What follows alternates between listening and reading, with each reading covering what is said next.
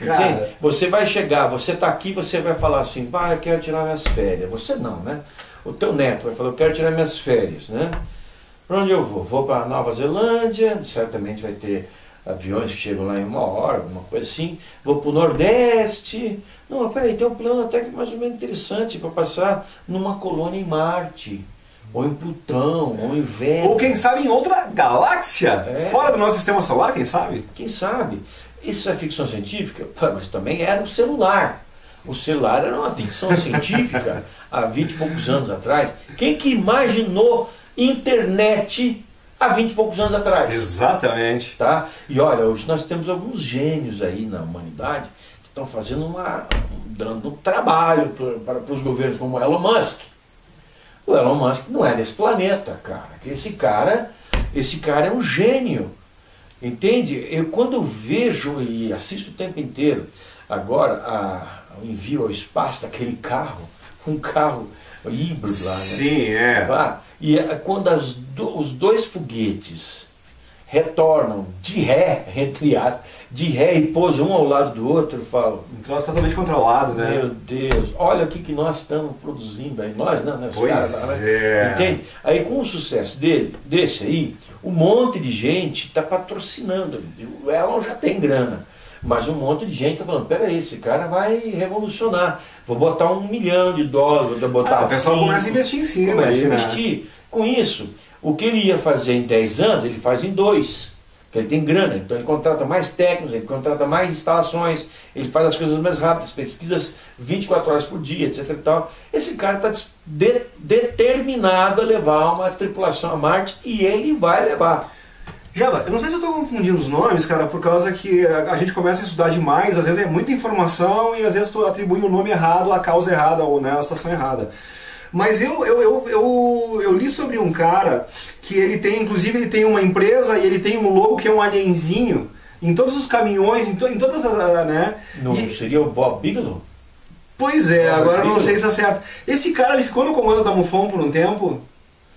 Não foi bem assim, mas ele... Ele teve envolvimento com a MUFON? Teve. É, e é esse cara? É o Bob Bigelow. Tá, Bob? Bigelow. Bigelow, Eu conheço ele.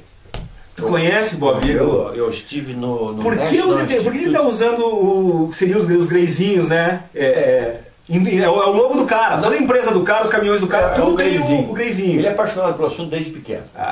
Ele teve avistamento, ele foi dono de um rancho, de uma fazenda nos Estados Unidos. Né? Isso. Skinwater Ranch. Exatamente. Skinwater Ranch. Exatamente. Eu almocei com ele uma ocasião em Las Vegas, Roger Lear e alguns outros amigos. Para quem não lembra, pessoal, o Roger Lear é um senhor que aparecia muito no History, né, nos documentários sobre extraterrestre, e é o cara que tirava os implantes alienígenas. Trabalho seríssimo. Já vai conhecer o cara pessoalmente. Não. O Roger Lear? Eu era amicíssimo do Roger Lear. Levei um susto, mas tu me falou ontem no jantar. Eu era amicíssimo do Roger Lear. O Roger Lear era um paizão para mim. Faleceu em 2014. Um cara sensacional. Deu muita força à ufologia brasileira. Abriu caminho. Mundial, eu diria, né? Mundial, é. Mundial. Agora tem um documentário no Netflix chamado Patient 17. O processo de extração de implante do 17º paciente que ele extraiu. Esse documentário foi produzido pelo Jeremy Corbell, com a participação do George Knapp, e o George Knapp é um amigão do Bob Lazar e do Bob Bigelow.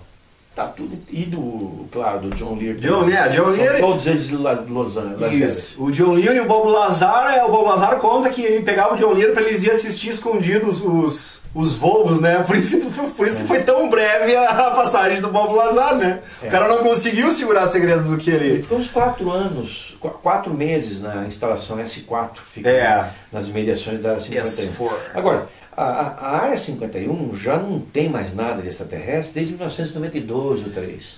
Tudo foi movido dali. Isso. Porque se chama informalmente de Área 52. Sabe por que é a Área 51? Muita gente fala, mas pouca gente sabe por quê. Os Estados Unidos têm 50 estados. Ah, Eles seria são o 51º. Exato, autônomo. Entendi. Entendeu? Autônomo. Como fosse o Vaticano dentro da Europa. Exatamente. Ali ninguém mete a mão. Ali ninguém mete a mão. Bill Clinton dormiu com a secretária na Casa Branca, mas não conseguiu os documentos. Vejam como é que é. Não conseguiu os documentos nem entrar na área 51. Os militares falaram, ó, Clinton, Bill, vai lá brincar de presidente e não enche nosso saco, vai? Vai lá. Você bateu o cartão hoje? O presidente americano é um funcionário público. É a marionete dos caras lá. É a marionete dos caras, entende? Por exemplo, Obama nem bateu duro na tecla, porque ele sabia qual ia ser o resultado. Né? Mas tem o John Podesta, secretário dele, o John Podesta, que foi o secretário do Obama, que tinha sido também secretário do Clinton, e que é muito dado com a Hillary. Ele é um cara que, se a Hillary tivesse entrado ao invés do Trump, ele ia fazer um estrago lá para abrir esses documentos. Não queriam conseguir, mas que eles iriam atrair a atenção mundial para essa questão. Agora veja você, dezembro do ano passado,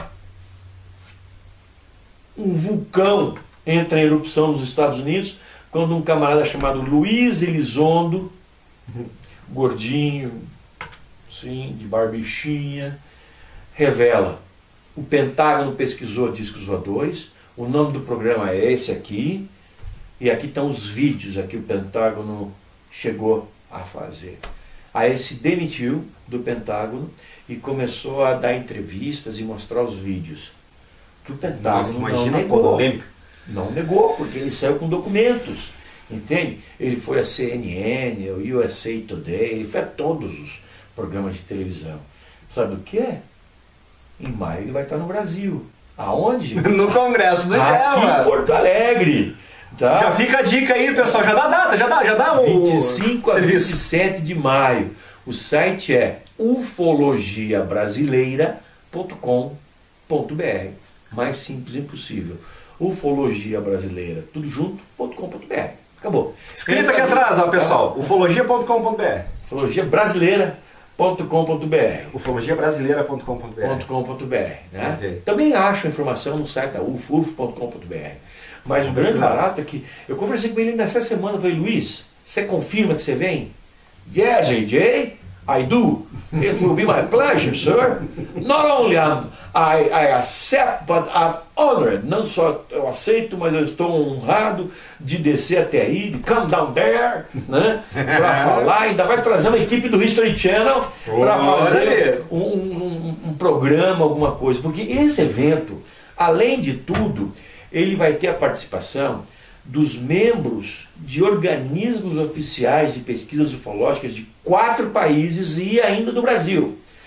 Uruguai, Chile, Peru, Argentina e o Brasil. Vocês estão ligados, pessoal? Eu falei isso, acho que há 3 programas atrás. Quando a minha esposa conseguiu o serviço com o Geva, vem aqui e disse: vai ser assim, assim, assim. A gente já bateu mais ou menos essa informação. Então nós vamos fazer um negócio de Porto Alegre assim que nunca se fez. Lugar nenhum. Mas essa é uma marca assim, do trabalho da revista UFO, fazer coisa que nunca se fez. Por exemplo, lá em julho, nós vamos fazer o primeiro congresso internacional sobre o caso Varginha, em Varginha. Rapaz. Com militares que participaram do processo de captura das criaturas, com testemunhas, com os familiares do Marco Alixerez, o policial que faleceu fazendo a captura. Que carregou, né? Que carregou. Eu conheci essa história bem. Eu tinha assistido o depoimento da Vânia, a irmã dele. Marta, desculpa. Pô, e o nome da minha irmã, como é que foi esquecer? Marta. Que ela disse que meu irmão era forte, não morreria assim e tal. E... A Marta. E ela fuçou, né? Ela fuçou depois disso aí. A Marta me deu cópia da autópsia. Da autópsia. Caraca. Né? Foi tirado do cérebro dele até para fazer a autópsia. Uma coisa muito séria. Uma contaminação, Geva. Uma contaminação. Ele teve o sistema imunológico dele desligado. Rapaz. Alguém apertou o botão ali e desligou o sistema imunológico. Ele foi abatido por bactérias que nós recebemos todos os dias, que nós debelamos com o nosso sistema imunológico. Ele morreu. O último médico o atenderam, o Dr. Lincoln Cesário Furtado, Ele diz que nunca viu uma coisa daquela em 20, 30 anos de profissão, uma coisa espantosa. Eu vou levar essa coisa toda lá para fora. Eu quero fazer um barulho. Eu já falei sobre o caso Varginha lá nos anos 2000, logo depois que aconteceu em, sei lá, em 50 países. Mas agora nós temos informações mais contundentes, mais novas, e eu quero pegar isso aí, quero dar uma chacoalhada na roseira lá fora, Nossa. sabe, tanto quanto aqui dentro. Bacana, e eu quero cara. fazer congressos daqui para frente assim que tenha um diferencial bem grande de tudo que já se fez. Por exemplo, em Imbituba, em agosto, nós vamos fazer o 5º Fórum Mundial de Contatados. São 24 contatados, abduzidos e testemunhas de 12 países. Cara, eu ouvi tu falar uma coisa ontem assim que me arrepiou, cara. Me arrepiou até os cabelos da testa que eu já não tenho mais faz tempo, né? Mas, gente, olha só. O Geva pretende fazer um evento onde as pessoas serão... Porque assim, ó, pessoal, muitas pessoas só conseguem se lembrar de abduções através de hipnose.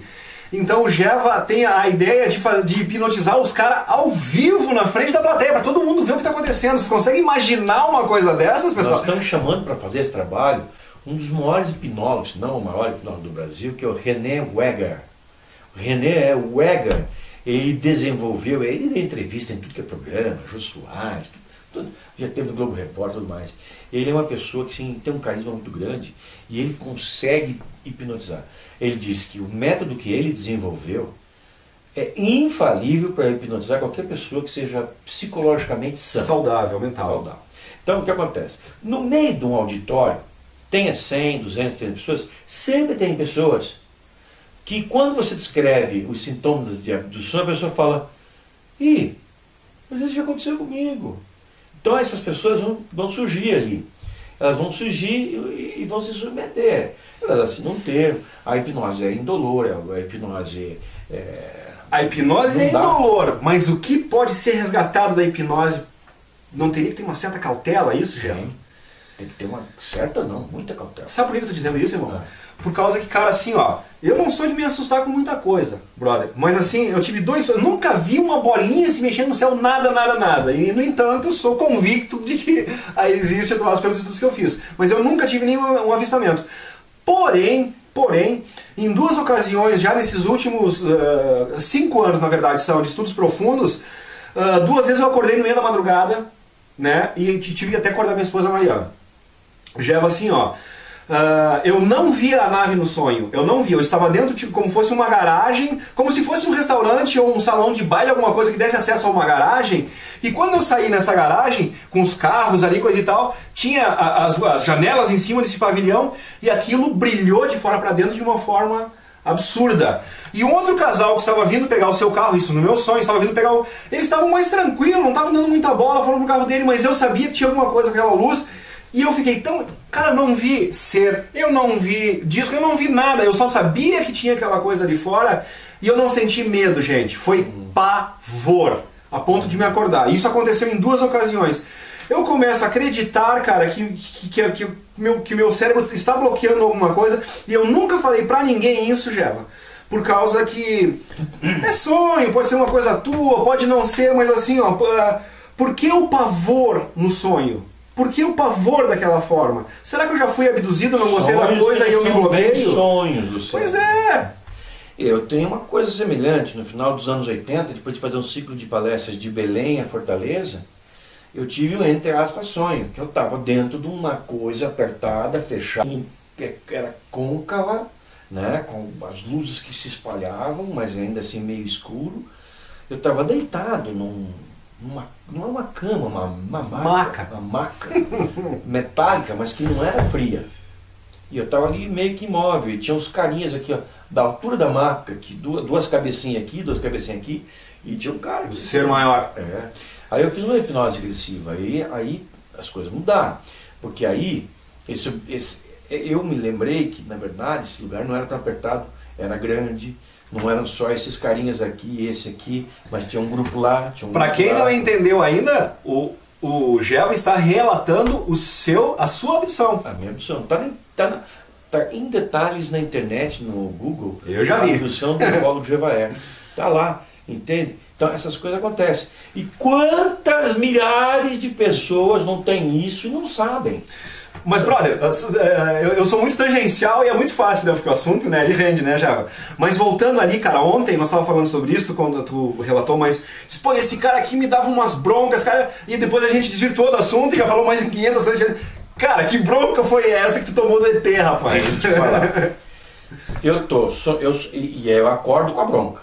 Né? Do tal sonho. Né? Eu estava num hotel de praia de Fortaleza, tinha acabado de fazer uma palestra, era a última do ciclo de palestra, começou tipo 10 dias antes em Belém, eu fui em Belém, Teresina, não sei mais onde, em Fortaleza. São Luís, Teresina, Fortaleza. E eu estava ali, quando eu me vejo dentro daquela nave, assim, dentro daquela, que eu imaginei que fosse uma nave, os dois, então eu deitado, né, na maca, dessa altura, e os dois serzinhos, os greyzinhos, assim, que são os bonequinhos biológicos, né, são os operários. Os robozinhos biológicos. São os petistas deles, assim, né, massa de manobra, né. Rapaz! E aqui atrás, aqui em pé, aqui na minha cabeça, em pé, um cara grandão como você, assim, sabe? Um cara grandão aqui, ele estava me dando uma bronca, mas não era uma bronca falada, tudo era telepático. Todos os depoimentos de abduzidos falam dessa forma, que ele ninguém fala verbalmente, é tudo telepatia. Tinha um grupo ali de seres também com aparência humana que me olhava, tinha outro grupo ali manipulando umas coisas, uns botões, tinha uma saída aqui para um lado, tinha uma saída para cá. Aí eu conseguia, na hipnose, porque, veja, a hipnose é o seguinte, você pegar a velha fita cassete, né? A fita cassete tem um rolinho aqui que passa pelo cabeçote e vira um rolinho ali. Isso. Esse rolinho que vai passar pelo cabeçote chama-se futuro. O que já passou chama-se passado. E aquela fração de segundo em que o futuro vira passado é o presente. Então o que você faz? Você aperta aquele botão em que você volta esse rolinho aqui e acessa a informação de novo. Você revive. Então se você sentiu frio, você vai sentir frio. Se você sentiu calor na ocasião, você vai sentir calor. O medo, tudo. E na hipnose regressiva, então eu me lembrei, eu mais ou menos entendi o que estava me dando uma bronca. Eu tinha feito 3 dias antes uma palestra em Teresina, em que, provocado por um certo cidadão lá, eu comecei a falar num outro tom sobre abdução. O que hoje todo mundo fala sobre abdução, está mais popularizado. 30 anos atrás. Né? 30 anos atrás, eu falava, por exemplo, que a abdução ela é DNA dependente, verticalmente, ou seja, se eu me descubro hoje abduzido, o teu filho, meu filho ou minha filha poderão ser. E provavelmente teu pai já foi. Provavelmente meu pai já foi, ou meu avô já foi. Às vezes eles pulam uma geração. Pode ser que meu filho não tenha sido, mas minha neta, meu neto vão ser. Então, e outra, aí se eu tenho uma companheira, essa companheira pode vir a ser. Então, porque eles se interessam por saber a teu respeito, fisicamente, assim, longamente, inclusive nas tuas outras encarnações. Nossa! Porque eles também não estão interessados só no sangue, nas moléculas, aí, nas plaquetas, no esperma. Não, eles estão interessados no teu espírito. Porque o corpo... A guerra pela alma. O corpo apodrece depois que você morre, mas a tua alma continua viva. A tua alma já está viva desde o início dos tempos. Exatamente. A tua alma já ocupou tudo, de Pedra até Luciano, e lá para frente pode vir a ser até um Deus lá para frente, sei lá, né? Estou assim fazendo. Eu gosto muito de falar assim informalmente, fazer essas analogias, sabe? Mas o fato é que há a reencarnação, sem dúvida nenhuma, e se você é um abduzido, a abdução acompanha as suas encarnações. Então aí a gente logo de cara mata a parada da relação espiritual que nós temos com esses seres.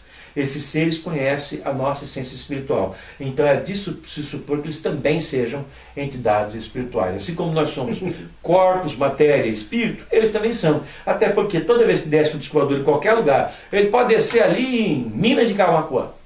Tá? Desce a nave, sai o ET de dentro, o peão que vir aquele ET, ele vai dizer: "Xi, era igual nós. Tinha 2 pernas, um braço, não, 2 pernas, um tronco, 2 braços, 2 pernas, um tronco, 2 braços, um pescoço, uma cabeça com 2 olhos, nariz." O famoso hominídeo. Em alguns casos eles são tão parecidos com a gente, mas tão parecidos com a gente, que se entrasse num shopping center, ninguém ia observar uma diferença. O Bob Jean fala isso, né? Tu poderia jantar com um cara do teu lado que é um extraterrestre, tu não notaria. Não notaria. Essa é a perfeição, né? A perfeição. não tem nenhuma graminha a mais, não tem nenhum fiozinho de cabelo a mais branco. Tudo certinho. Tudo certinho, não Tudo tem uma ruguinha. Entende? Porque, claro, eles são cidadãos assim, de civilizações que têm uma medicina extremamente avançada. E vai saber lá também qual é que é a expectativa de vida deles, né? Pois é. Nós Talvez aqui, eles nem... Talvez a morte nem seja mais um problema para eles, talvez eles resolvam desencarnar, que é o termo mais adequado para nós, para o nosso conhecimento aqui, desencarnar de um corpo quando eles queiram atingir outras orbes que exijam talvez um padrão vibratório diferente, um padrão dimensional diferente, vai saber. Exatamente. É por aí. Então, é tudo isso e mais alguma coisa. A ufologia é esse barato justamente porque ela te permite, quando você está informado, fazer essas suposições e colocá-las à prova. Né? Só supor, só chutar não está certo, mas coloca à prova. A gente lança aqui uma hipótese, então vamos tentar confirmar a hipótese. Isso é um método científico, né? Exato. Você, depois de tanta observação, de pesquisa, etc., você lança uma tese. Aí você vai buscar... Aí deixa de ser teoria. Vai tentar comprovar aquela tese. Ver se aquela tese tem cabimento. É isso aí. É isso aí, esse é o método científico. E eu vou confessar que eu fiquei bastante impressionado agora, porque conhecendo o Geva como eu conheço através dos programas dele há tanto tempo assim, a gente percebe uma coisa, uma conduta extremamente séria em relação à veracidade da prova que é coletada. Ou seja, porque falar, ficar rotando pra cá e pra lá não adianta mais. Tem um monte de gente falando. O que a gente quer é contundência. É alguma coisa que diga, não, mas o cara falou que viu a luzinha no céu lá. Tá, viu a luzinha no céu. Mas e o nível de radioatividade que ficou no local? Né? E as plantas que quebram, que se dobram, mas não se quebram. O estiramento nodal que ocorre ali. Alguns fatos de algumas plantas. Eu tô falando... Cara, fiquei até gaguejei agora porque eu tô falando do lado do cara que é especialista em agroglifo, né? Mas eu andei estudando algumas coisas também. Então, não, porque os caras vão lá e amassam com uma tábua, tá? Então, querido, vai lá, eu quero que tu amasse o mato com uma tábua lá, eu quero que aonde tu amassou o mato, ele produza 30% a mais do que o resto, porque em alguns casos isso já aconteceu. Até mais. Ou até mais, aonde foi amassado, ocorreu uma produção maior, porque a planta não é quebrada, o que não acontece quando os caras vão tentar reproduzir, eles quebram a planta. O estiramento nodal, que é aonde é como fosse o joelho da nossa perna, né? Que é os carocinhos no meio da planta. Aquilo ocorre um estiramento que não é explicado aonde não aconteceu o fenômeno. Então assim, ó, não é só a luzinha no céu. Tem um monte de... O cara vai com o medidor Geiger lá, o negócio de tac, tac, tac, tac, mostra que tem radiação ali. Então, querido, explica isso. Explica isso. Agroglifos eu acho que é o grande lance para nós, ufólogos daqui para frente. Mensagens... Desculpa te interromper de novo, mas sem falar na genialidade das figuras. Meu Deus, cara. Perfeição. Meu Deus. A perfeição geométrica do negócio. Numa dessas figuras aqui de Prudentópolis, de 2016, com o auxílio de um engenheiro agrônomo muito experiente, Douglas Albrecht, a força-tarefa... Isso no episódio de Ipuaçu. Os círculos? Prudentópolis. Mas não foi meio junto? Até tu tava esperando o efeito em Prudentópolis e o cara te ligou, tu correu de lá pra cá, assumiu o risco, né? Eu vou pra lá, eu vou pra cá, vou pra lá. Não é muito longe, 280 quilômetros. Então, que tu fez em? 30 minutos. Nossa! Calcula, que é um bom matemático. Eu ando bem, porque quando o tempo é muito importante. Porra. Mas o dado que eu queria dar é o seguinte: no agroglifo de Prudentópolis, que muita gente falou, é falso, isso foi feito por alguém. Ok. Então a gente fez o cálculo, né? O Douglas Albrecht fez o cálculo. E nós temos a força-tarefa de pesquisas agroglifos. Eu sou de Curitiba, então a gente... Força-tarefa. Força-tarefa. Né? O Douglas ele fez o cálculo de quanto, como sendo ele é engenheiro agrônomo, de quanto tempo um cara normal, de seus 85 quilos, 1,80 m, levaria para produzir aquele agroglifo pelo método que nos imputam ser a forma da fraude, que é uma corda no pescoço, uma tábua, e você vai pisando na tábua, né, e vai produzindo. Sabe quanto tempo o cara precisava fazer? 65 horas, sem parar para comer, para fazer xixi, cocô, sem parar para descansar, sem me diminuir o ritmo. E sem ser visto, claro, também, né? É. Claro que o fazendeiro já teria dado uns 30 tiros nele, por ele estar estragando Os cachorros teriam ficado roucos de tanta coar. tanta coisa. Então, 65 horas. Aí ele pensa assim, não, mas vou botar um outro cara parecido comigo, não sei o que, do meu peso. Então a gente diminui para 30 e poucas horas. Ainda assim. Só que cada um tem uma pisada. É. O agroglifo vai ter formatos Irregulares. irregulares. É. E o agroglifo é homogêneo em toda a sua extensão. Isso é impressionante, cara. É impressionante. Não, e assim, ó, o guarda de uma empresa que era uma dessas plantadoras, né, onde tem essas roças grandes, assim, essas plantações enormes, e o cara diz, não, eu vim pra bater o meu turno aqui, eu subi 5 horas da manhã, não tinha nada. Quando chegou outro funcionário, 6 horas da manhã, 1 hora depois, o troço estava lá. Estava lá. E às vezes em plena luz do dia, como foi no ano 2009, que apareceu um triângulo com outro triângulo e que por sua proporção formou um terceiro triângulo. Rapaz. Lá em Ipuaçu. É o raio caindo pela segunda vez no mesmo lugar.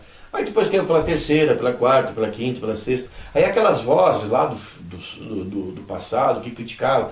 Ah, esse é o Givaé que está inventando, esse é fraude, eu é que fez, ele e o prefeito foram lá à noite para chamar atenção para a cidade. Pois é, as pessoas pararam de falar esse tipo de bobagem. Até porque em 2013... Morderam a língua, né? Feio. Morderam a língua, feio, sangrou. Até 2013, quando novamente falaram que as figuras eram fraudes, a revista então fez um desafio. Ah, é fraude? Então tudo bem. Quem reproduzir um agroglifo igual, pode levar o tempo que quiser, mas ao longo de um dia, tá? Nós vamos dar 10 mil reais. E aí chegou um outro magrão e... Chegou um outro camarada e falou assim, eu Geva, eu boto mais 10. Aí 20 facinho ali, ó, gente. Isso é tão fácil fazer, né? Tão fácil fazer. É. Apareceu quantas pessoas? Nenhuma. Zero. É isso aí. Por isso que eu digo, falar é fácil, né? É isso aí, os caras. Vai lá e faz então, querido. Vai lá e faz. É isso aí. Já, vamos só fazer um pequeno adendo agora, nós já vamos encerrar, porque, pessoal, estamos vazando para Nova Petrópolis, para a coletiva do cara aqui. Eu vou ter a honra de ser o cara que vai escoltar ele pra lá, então. Mas já, olha só. Cara, eu sou de família italiana, irmão. Né? Meu pai é bugre. Meu pai falava que a mãe dele, que a avó, a mãe velha, a avó, eu sei, alguém da família dele lá foi caçada, foi roubada dos bugres, cara. E ali começou a nossa família. Só que meu pai casou com uma italiana, né? Na verdade é uma daquelas, os ítalos suíços, né? Os italianos que moravam na Suíça, enfim. Mas, cara, o que eu quero falar é que lá em Ipuaçu tem bastante gente de origem italiana, né? Então, muita. Eles falam barriga, churrasco, isso, arroz. cara. Então, assim, ó, eu tive uma identidade tão gostosa com esse... Porque eu me lembrei da minha infância, cara. Eu me lembrei de quando nós íamos pra colônia lá e os tios... Oh, ele é bem daquele jeito, né? Então até acho que tu trocou uma mensagem com a Mariana e a Mariana brincou contigo com o Sutacom. Eu disse, mas já não vai entender nada, ele não sabe onde é que nós somos, mas enfim, né? Então, cara... Uma vez o prefeito de lá de Ipuaçu me ligou. Ô, seu Zé Vaeldo, ô, seu Zé Vaeldo, tá bravo aqui. Depois que esse troço apareceu, eu vevo dando explicação aí pra imprensa e ninguém acredita. Eu vevo. É muito bacana, né? Mas é legal, cara. É simples. Se você vai ver quem vê agroglifo, na terra de quem que aparece agroglifo, é gente simples, cara. Agora, é gente autêntica. Falou tudo. E não vamos confundir simplicidade com burrice, porque assim, ó, a escola e as universidades não são o único meio de se adquirir conhecimento. Porque tem um tiozinho neste documentário que ele diz assim, eu não quero ofender ninguém aqui de Ipuaçu, mas não tem inteligência pra fazer aquilo. Esse é o seu Bisoli. Cara, simpaticíssimo, cara. Seu Valdemir Bisoli. Eu gostaria de conhecer aquelas pessoas pessoalmente, sabe, cara? Não, ele que notou uma coisa que ninguém notou, que os agroglifos não acontecem debaixo de fios de alta tensão. Olha ali, rapaz. Então, apesar de toda a manobrabilidade dos discos, né? Talvez alguma interferência eletromagnética. Talvez, mas eu só sei que o troço é... Então, tem inúmeras peculiaridades, características dos agroglifos que são notáveis, assim, que são... Você fica pensando, meu Deus, como é que é isso? E como é que as pessoas... Como é que um ser humano enxerga uma figura daquela complexidade e ainda desconfia que um outro ser humano pode ter ido fazendo aquilo esmagando o mato? Gente! Não dá. Outra, se é para ser uma fraude, por que vai fazer esse troço lá em Ipuaçu? Cidade de 6 mil habitantes, a 520 km. E pra ganhar o que com isso? Se fica no anônimo? não aparece. Vai fazer né? isso aí lá de uma BR aqui no sul, aí, ó, de uma BR ali da Freeway, ou então da BR-101 em Santa Catarina, da Marechal Rondon, da Dutra, entende? Dessas rodovias onde passa 1 milhão de carros por dia. Aí sim, o troço vai ser visto, mas não vai fazer isso no interior do interior de Ipuaçu, lá onde o Judas perdeu as botas. Não tem lógica. Eles escolhem esses lugares, mas eles sabem. Mas, cara, é uma comunicação, né, Java? Não tenho dúvida. É uma comunicação, eles querem dizer algo pra gente.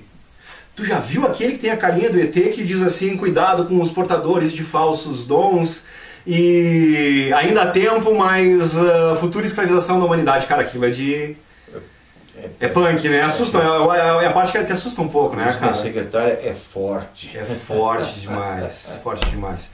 Vamos trabalhar agora lá? Vamos trabalhar. Java, obrigadão. Muito obrigado pela oportunidade, um abraço a todos vocês. O site da UF, claro, uf.com.br, e o evento em Porto Alegre, ufologiabrasileira.com.br. Escrito aqui, ufologiabrasileira.com.br para não deixar dúvidas. Pessoal do Academia Olímpia, muito obrigado pelas inscrições, estamos engateando, estamos crescendo e que continuemos assim. Valeu, pessoal!